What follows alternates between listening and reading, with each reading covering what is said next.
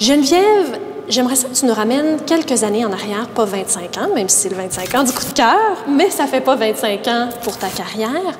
Comment tu vois l'évolution de la scène musicale? Ben moi, j'ai commencé au Manitoba.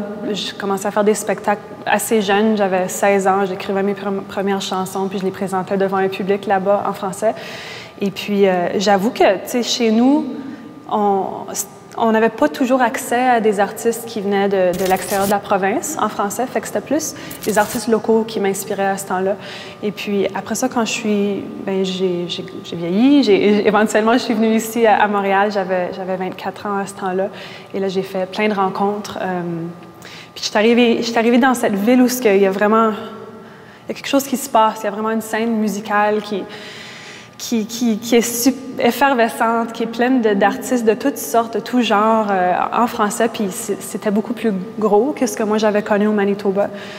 Donc pour moi, juste ça, c'est déjà une grosse évolution de mes débuts jusqu'au moment où je suis arrivée ici.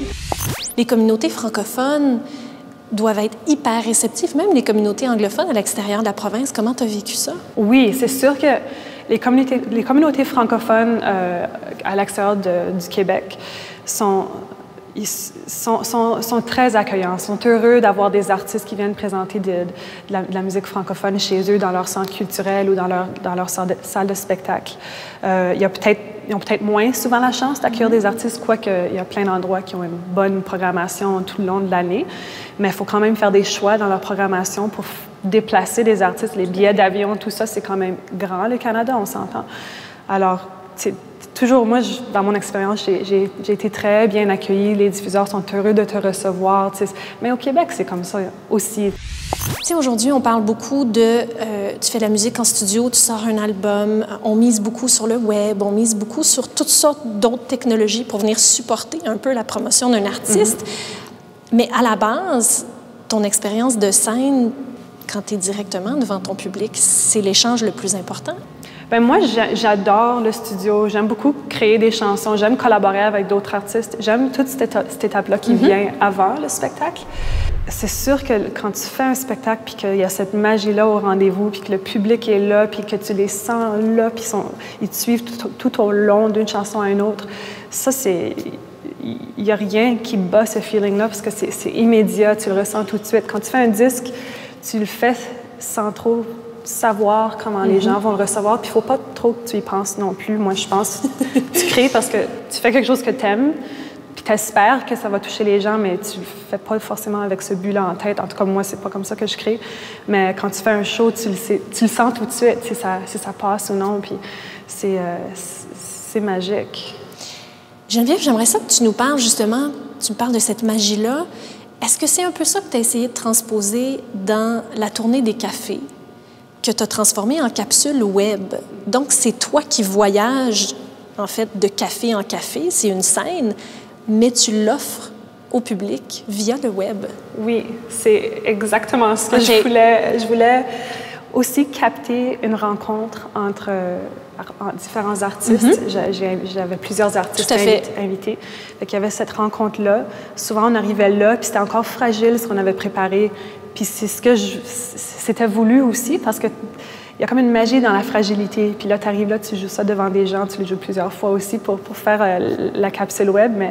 Mais j'espérais qu'on allait pouvoir transmettre cette émotion-là, la joie de faire de la musique ensemble.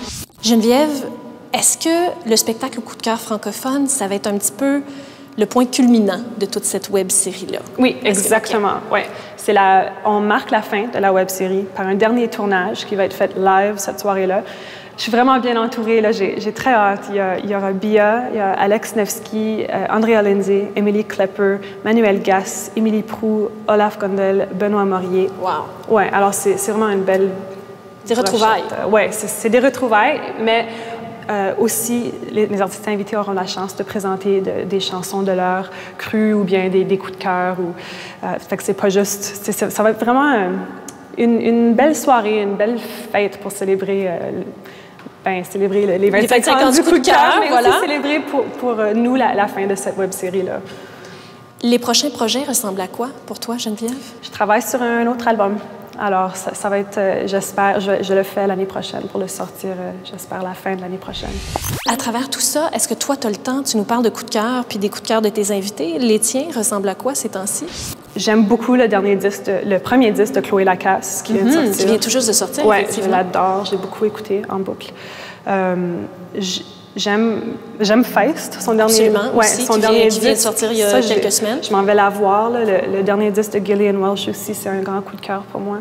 L'album à Salomé Leclerc, ça c'est un premier album aussi. Ouais, j'ai tu supportes beaucoup les artistes qui commencent aussi puis qui se font. Je suis curieuse. Moi j'aime ça, découvrir des nouveaux artistes, des nouvelles choses. Je suis tout le temps à chaque matin sur YouTube. Je passe une bonne demi-heure, des fois trop là, des fois plus que ça, juste à découvrir des nouvelles affaires, des vidéos, mes amis m'envoient des liens ou n'importe quoi sur Facebook, je sais pas. Puis j'aime découvrir et j'aime ça m'inspire.